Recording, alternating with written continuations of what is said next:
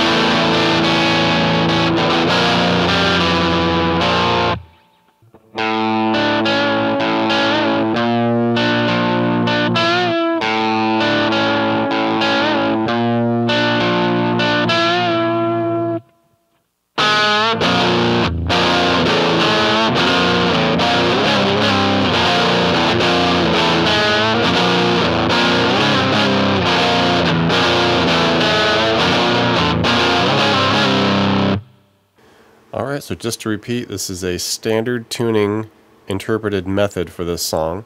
Of course, we're going to be compromising a little bit, sacrificing the lowness of the dropped, 7-string stuff.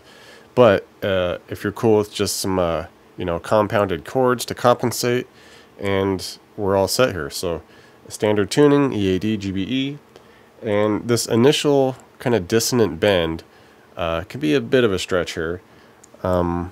If you really want to try to get that sound, you could try this, where we're at 6 on the D, and we'll have a 2 on the G here. And it's basically just two notes that are right next to each other that we're bending here. So basically we just want to hit that 6 on the D, give it a bend with that 2G under it, and then just give it a release, and then just hit them together. Alright, do that twice. Alright, and then the next section we kind of do it once more. Alright, then we'll do the bend again, come down, hit an open A, and then do the bend again.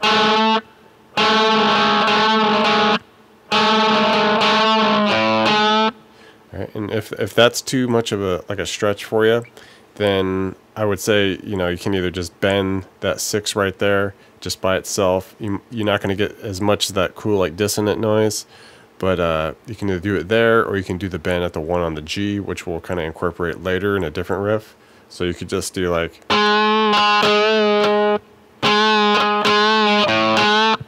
it still kind of sounds okay, but it doesn't quite have that cool dissonance that we really want. So ideally, try this method. If not, then just do the single note bend. Alright, for the verse, now we're going to start incorporating these compounded power chords to compensate for, the lack of down tuning. And initially, we're just going to do this quick, D to E power chord with the, extra low octave here. So, 5 on the A, and then 7 on the D and G, and then we'll add that extra A note on top with the 5E. So we got the 5E and 5A, 7 on the D and G. Alright, just give it a bigger sounding chord. So we hit that, slide it up 2 frets, so now we have the E power chord with the extra B note on top. So 7's on the E and A, 9 on the D and G. It's just a quick bang bang. Alright, now we come off to just an open E and A together, kind of a quick little A power chord, and it's just hit those together, and we're just going to land right quickly onto an F, or sorry, this would be a B flat power chord. So 1 on the A with the 3 on the D and G with the extra F on the 1 of the E here. So 1's on the E and A, 3 on the D and G. Okay, we're just coming right onto it, almost hammering on from the open E and A to the 1's with the 3's on the D and G under it. So we went. Alright, and now we're just going to kind of stay in that area and just hit the opens to ones again, and then just bring it up to threes on the E and A with the fives on the D and G. So we went, alright, and then we just cut it, and then we do back at the first frets again, the ones on the E and A with the 3 on the D and G, hit those twice, and then we come off to a big full A with the extra E on top. So open A, 2 on the D and G, and the open E. So slowly.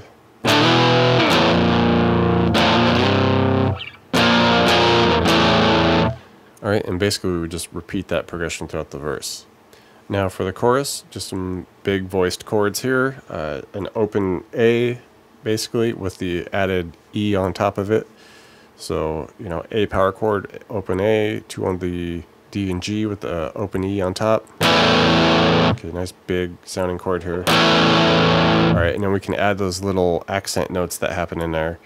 Basically that would just be a 3 on the B to 2. Alright, and then we want to land on a B flat here, the 1, A, 3 on the D and G with the extra 1 on the E. Alright, and we'll strum this, and then to add those accent notes in here, basically we strum it, and then we would, you know, keep our 1 on the E and the A, and, you know, mostly just the E if you can't quite keep the A, because we want to hit an open D string, alright? Alright, so if you can't quite get the A as well, it's fine. Just as long as you maybe keep like the 1 on the E sounds good. Because we lift off when we have the open D, and we go open D, 2, 3.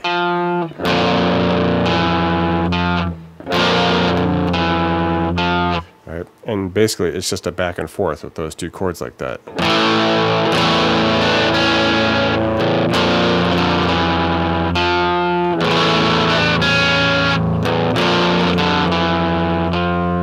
Alright, now a fun little interlude section. Okay, so we'll do open A, and then we'll drop down and we'll go 7, 6 on the G. Alright, hit the open A again, and then we'll drop down and hit that 6 on the G and give it a little bend and release. So we went. Alright, and then we do a 6 on the E. Alright, drop down, hit the 7 on the G, and then an 8 on the A. Back down to the 7G. Come on over, and we'll do a bend and release on the 9 of the G.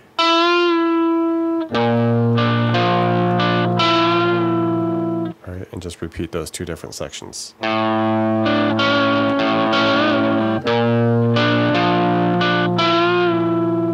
Alright, for this outro section, basically we're going to incorporate that initial bend, and then we have like a quick little back and forth with some power chords, and it's a little too tricky to try to get like the dissonant part with it, that bend. So as I mentioned previously, here we can just kind of simplify the bend in the midst of all the chaos and just do a quick 1 on the G string. Alright, and then we just do this really quick B flat, you know, compounded chord with the 1 A, 3 on the D and G with the 1 on the E. Okay, just a bang bang strum 2. Alright, kind of hesitate slightly, then we go from the 1s and 3s to the open E, A, 2 on the D and G. Alright, come back down, hit that bend on the 1G.